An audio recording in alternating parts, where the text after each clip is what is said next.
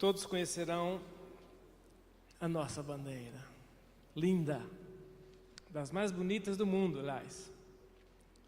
Nós a amamos, ela nos representa, ela nos une, ela nos enche de orgulho. O que significa o verde? Matas, florestas, riquezas naturais. Ih, já são 3 interpretações. Eu faço outra pergunta. Como sabem disso? Leram isso em algum decreto-lei? Em que ano foi decretada esta bandeira? Sabem? Bandeira da República. 1889. Muito bem. 15 de novembro foi a proclamação da República. O decreto foi assinado em 19 de novembro, assinado por Marechal Deodoro da Fonseca. E pesquisando sobre isto, não há nada, eu não encontrei, procurei no Palácio do Planalto, procurei no Inmetro, não há nenhuma explicação legal, original, de decreto que diga que o verde são as matas. Podia ser esperança. O problema é exatamente este. Isto é mais ou menos como a Bíblia, né? Nós amamos, ela nos representa, ela nos une, mas quando começamos a fazer perguntas, e temos que fazer perguntas, como é que você sabe disso?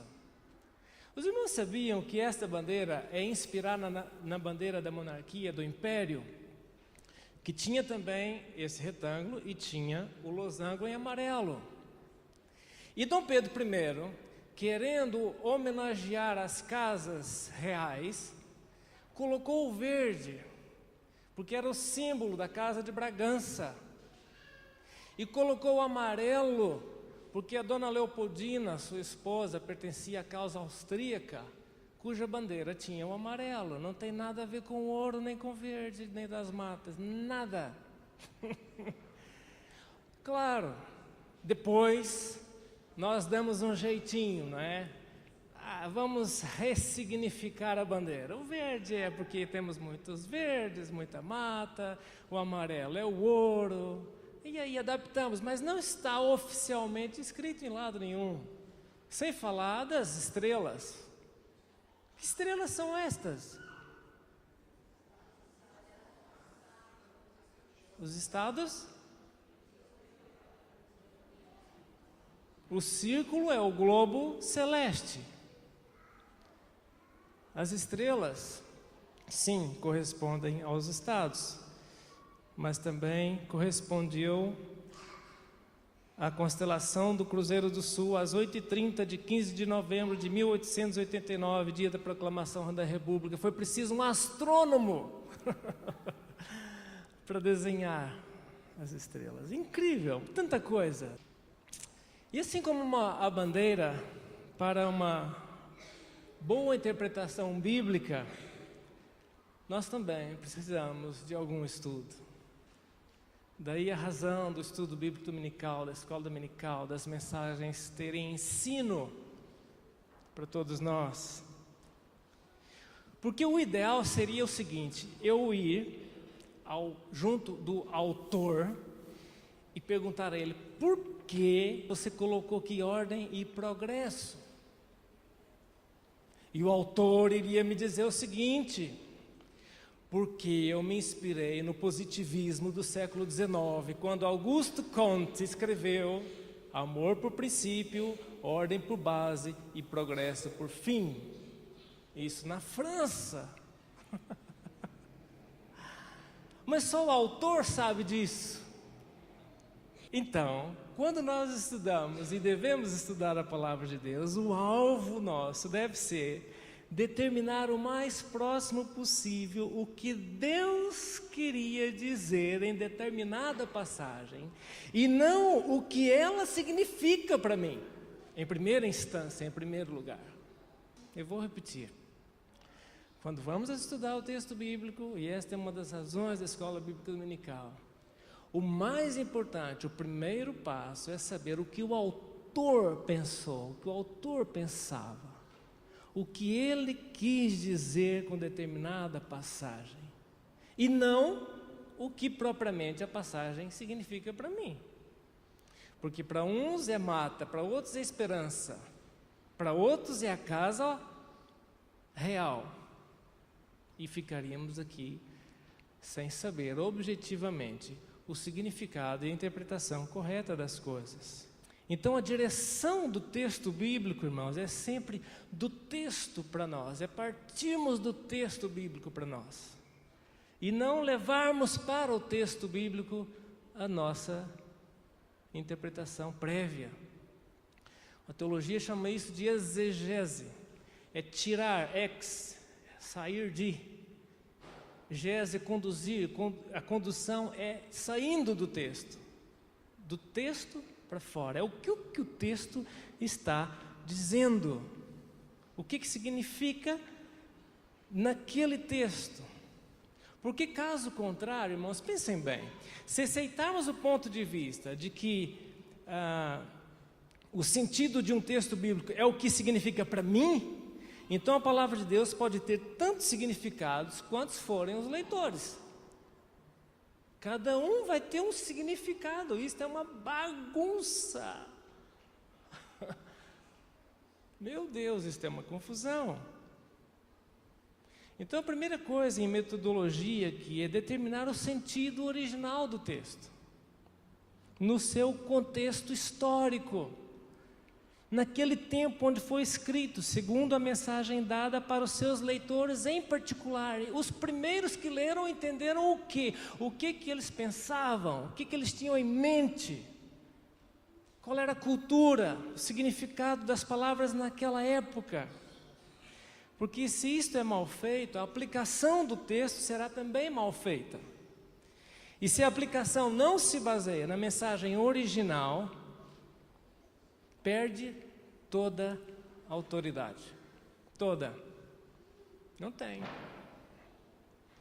E claro, alguns vão dizer, meu Deus, mas isto exige um trabalho enorme. Exatamente. Por que os apóstolos disseram assim, vocês cuidem aí desses pormenores, que nós precisamos estudar a palavra de Deus. Nós quando lemos assim muito rapidamente a história de Paulo, parece que ele se converteu e começou logo a pregar. Sabem quantos anos ele foi rever o Velho Testamento? Foi para a Arábia, os irmãos têm ideia? Antes de começar a pregar? 14 anos, diz Gálatas. Rever, estudar, conferir, repassar, reformular, desconstruir, construir outra vez. 14 anos. E a gente acha que o seminário é rápido, 3 anos. E estamos prontos. Mas o estudo é imprescindível. Por quê? Porque nós temos um abismo de tempo entre aquilo que o autor escreveu e nós que estamos aqui hoje. Há muito tempo passado, há muita cultura alterada.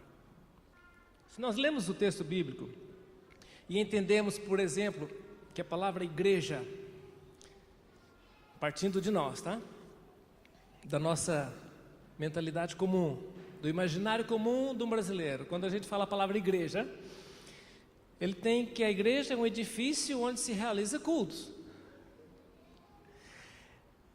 E se interpretamos assim, partimos de nós para o texto, nós vamos torcer tudo o que o apóstolo Paulo disse a respeito de igreja, porque ele não tinha nada disso em mente, nada. Igreja para eles eram as pessoas, e são as pessoas, não tem nada a ver com construção. Os irmãos estão entendendo o problema aqui de interpretação? Quando nós levamos para o texto aquilo que já pensamos previamente e não extraímos do texto aquilo que era a sua ideia original. Ou, por exemplo, da literatura ou do gênero literário, que tem as suas próprias regras. Eu não posso interpretar uma poesia como interpreto uma narrativa histórica. É óbvio. No entanto, e a Bíblia tem gêneros diferentes, tem história, genealogia, tem crônicas, tem poesias, tem leis, tem provérbios, tem profecia, tem parábolas, tem cartas, tem sermões. Mas provérbios, por exemplo, que deve ser interpretado como sabedoria, inclusive popular, era o que o povo dizia, e foi recolhido. Mas não deve ser interpretado como promessas divinas, porque são provérbios, não promessas. Isto faz muita diferença.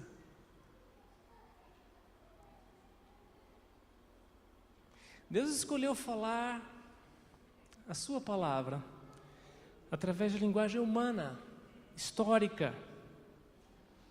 E da mesma maneira como a natureza de Cristo, que Ele é divino e é humano, a Bíblia também é divina, mas escrita por homens, em linguagem humana. Ela tem 3 línguas. Foi escrita em hebraico, aramaico e grego. Não foi escrita em português. Então tudo que nós temos hoje aqui, foi preciso uma tradução. Traduzir não é fácil.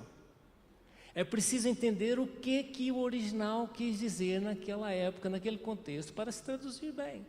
Por isso nós temos várias traduções, e ainda bem que temos, e é bom que tenhamos. Elas nos auxiliarão a entender melhor o sentido do texto. Mas são 3 línguas, 3 maneiras de se expressar. Por exemplo, cada uma delas tem expressões idiomáticas, que é aquelas expressões que no conjunto significam uma coisa, e se nós levarmos em tese a palavra separada, diz outra coisa, não é? Então, precisamos entender isto. Há muitas expressões idiomáticas que se nós traduzirmos ao pé da letra, a interpretação está errada. Estou me lembrando, por exemplo, de um texto em que Jesus usa a metáfora para Pedro, dizendo que ele iria ligar e desligar as coisas. Esta é uma expressão rabínica dos mestres de Israel, que queriam dizer que no ensino e na disciplina eles poderiam declarar proibido ou permitido. Só isto tem a ver com a interpretação que os mestres davam. Então, se permitiam, estava ligado, se não permitiam, estava desligado. Mas a gente lê isto, e deixe-me demonstrar na prática o que aconteceu e o que tem acontecido hoje em dia.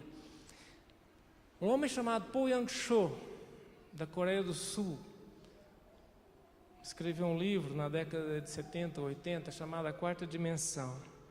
Numa das frases do livro ele diz o seguinte: usando este texto que nós precisamos de ligar e desligar e expressar a nossa palavra, ele diz assim: Jesus fica limitado ao que você expressa.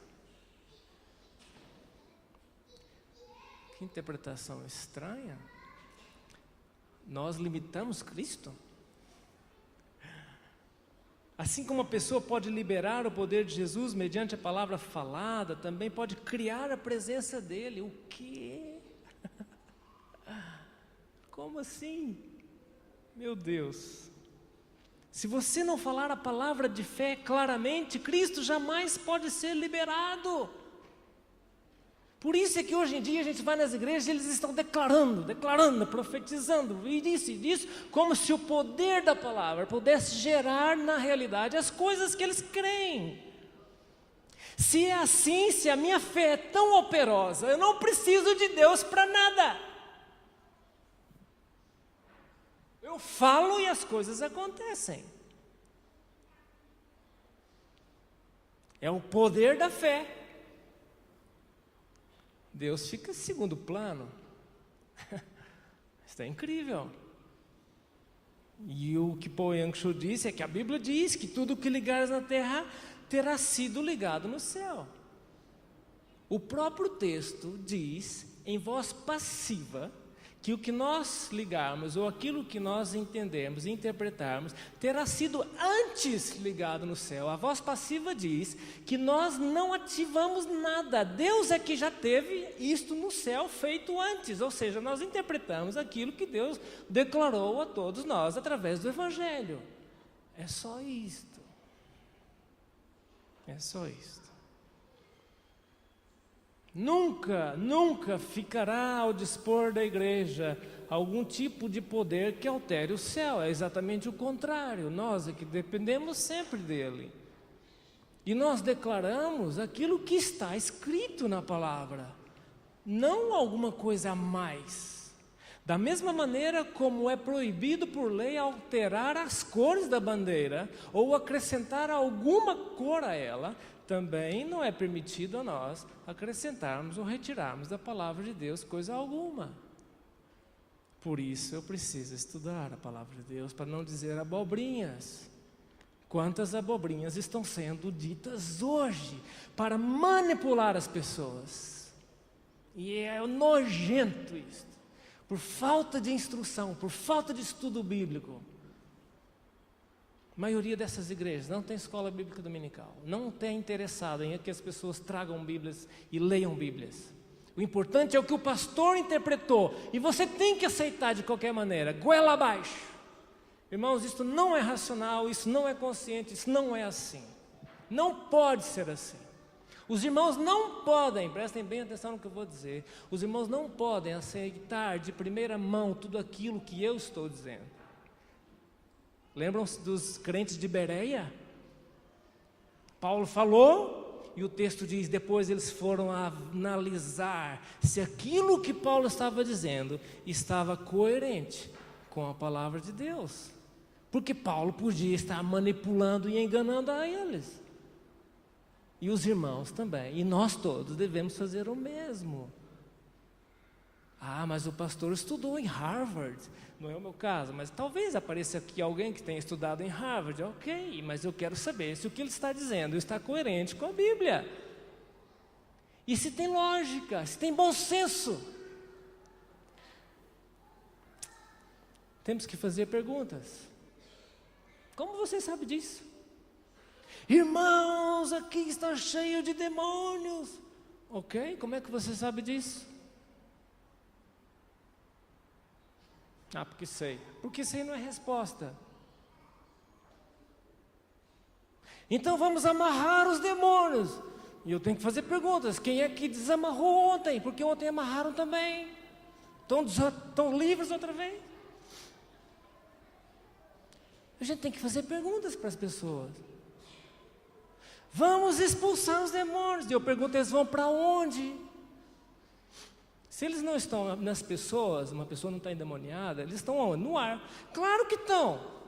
Foi Deus que os pôs aí. Deus não nos colocou em Marte para ficarmos livres dos demônios. Eles já estavam lá no Jardim do Éden. Ele vai para onde? Tem que estar aí mesmo, uai. E vivamos com isto. Ah, vamos expulsar os demônios. Que isto? Vai expulsar para onde? Que isto? Deixa eles, não tem nada a ver comigo. Vamos pregar o evangelho às pessoas. Mas tem gente que tem esta coisa. E não está escrito na Bíblia isso. Vamos mandá-los para o inferno. Para o inferno? Quem vai mandar o diabo para o inferno é Deus. O problema de Deus com o diabo é de Deus. Eu não tenho mais problemas com o diabo, não tem nada a ver com ele. Aliás, vejam bem como é que acontece, às vezes, as nossas leituras rápidas.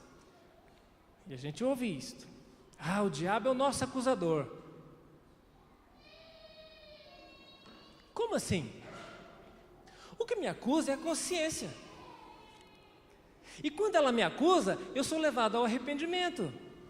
Se o diabo é meu acusador, então eu devo agradecer a ele por ter me levado ao arrependimento, depois de ele ter gerado em mim a culpa? É uma leitura rápida de Apocalipse capítulo 12, onde diz lá que o diabo é acusador dos nossos irmãos perante Deus.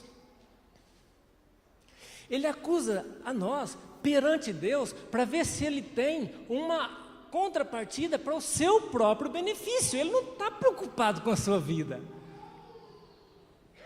Ele vai diante de Deus e nos acusa, como fez com Jó. Porque ele quer dizer diante de Deus mais ou menos isso: as pessoas pecam e são salvas, então eu também mereço uma chance mais.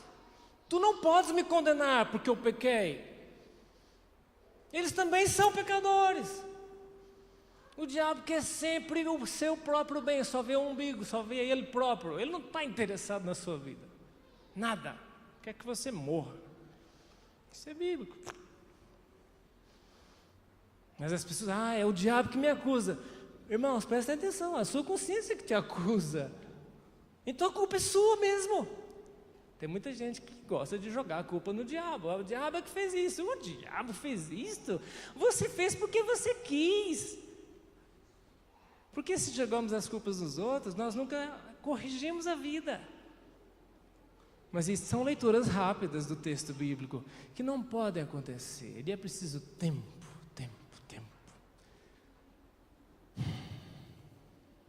Tinha muita coisa para falar ainda, mas irmãos, de uma maneira muito clara, muito honesta, não é suficiente ler a Bíblia. Desculpem dizer. Já vi gente, eu li a Bíblia 200 vezes. Muito bem. Eu aconselho a ler uma apenas. Mas ler bem. Estude um livro apenas na vida. Estudar profundamente. Leia toda a Bíblia, mas escolha um livro. Você não vai ter tempo suficiente na vida de ler e aprofundar os 66. É impossível, humanamente impossível. Não dá. Aprofunde em um livro. Você vai passar 20 anos estudando um livro só profundamente. Através dele vai conhecer toda a Bíblia, porque ela remete para vários textos. Então, ler somente não é suficiente. Nós não temos esta capacidade. Vamos interpretar mal. Temos que estudar. É melhor passar um ano num livro do que ler a Bíblia toda em um ano, para sermos mais profundos. E este é o objeto principal do estudo bíblico dominical. A Bíblia foi escrita num período de mais ou menos 1500 anos, por mais de 40 pessoas. Muitas delas não se conheceram, de variadas profissões: camponeses, reis, pescadores, poetas, estudiosos, escritas em lugares diferentes, no deserto, numa prisão, num palácio, numa colina, num templo, em circunstâncias diferentes, na guerra, na paz, no luto, numas festas, na tristeza, em 3 continentes diferentes: asiático, na África e na Europa, em 3 línguas, com dezenas de temas controversos e em plena harmonia e concordância. E não eram escritores passivos, como se Deus estivesse apenas ditando e eles estivessem escrevendo no computador. Não. Eles deixaram marcas, características pessoais, sem obscurecer a mensagem de Deus. Comparando a Bíblia com outros livros tidos como religiosos, ela é única em profecias a respeito de povos e nações como Egito, Babilônia, povo persa, Assíria, gregos, romanos, judeus. Única em profecias, e principalmente a respeito de Cristo. O islamismo é incapaz de indicar qualquer profecia acerca da vinda de Maomé que tenha sido pronunciada centenas de anos antes do seu nascimento. De igual modo, os fundadores de qualquer seita são incapazes de identificar com precisão qualquer texto antigo que especificamente tivesse previsto o surgimento deles. Irmãos, a palavra de Deus é revelação de Deus, é palavra de Deus mesmo. E ela tem que ser estudada. E ela é estudada, é o livro mais estudado no mundo. Até por aqueles que são contrários a ela, para ver se encontram nela alguma coisa que a desmorone. E não conseguiram até hoje. E não vão conseguir se ela é palavra de Deus. Quanto estudamos a palavra? Quanto amamos a palavra de Deus? Será só superficial? E eu queria ler um texto. Os irmãos bastam que ouçam, porque é dramático, é triste, mas é bastante real. E é o Paulo dizendo a Timóteo que ele deveria falar da palavra de Deus. E por quê? Ele diz: insta, aperta, convida, insiste, pede, persiste, solicita, suplica, urge, quer seja oportuno ou não, corrige, repreenda, exorta com longanimidade e ensinamento da palavra, pois haverá tempo, e eu acho que nós chegamos nesse tempo, em que não suportarão a sã doutrina. Pelo contrário, cercar-se-ão de mestres segundo as suas próprias cobiças. Eu quero aquele porque ele fala o que eu quero ouvir. Ele fala aquilo que a minha ganância está pedindo. E se recusarão a dar ouvidos à verdade, entregando-se a fábulas, a mentiras. Esta é a realidade nossa. Por isso resta-nos, irmãos, uma coisa simples: abraçar a palavra de Deus como, ou muito mais ainda, como abraçamos a nossa bandeira. Conhecer mais do texto bíblico do que conhecer a história da nossa bandeira, que é bonita também, vale a pena. Mas temos muito que aprender, temos muito que dedicar, temos muito que nos entregar ao ensino dela, porque ela é a verdade de Deus para nós. Lâmpada para os meus pés é a tua palavra e luz para os meus caminhos, diz o salmista. Guarda a tua palavra no meu coração para não pecar contra ti, diz o salmista. Jesus dizendo: vocês cuidais ter nas escrituras a vida eterna, mas são elas que testificam de mim. A palavra de Deus, a Bíblia, aponta para Cristo. Ele é o centro, a pessoa central. Ele é o Logos de Deus, e o Logos se fez carne e habitou entre nós, cheio de graça e de verdade. Ele é a palavra de Deus encarnada. Mas só conhecemos a Jesus mediante a palavra, mediante o texto bíblico. Então a Bíblia deve ser o nosso tesouro, a nossa luz, é palavra de Deus.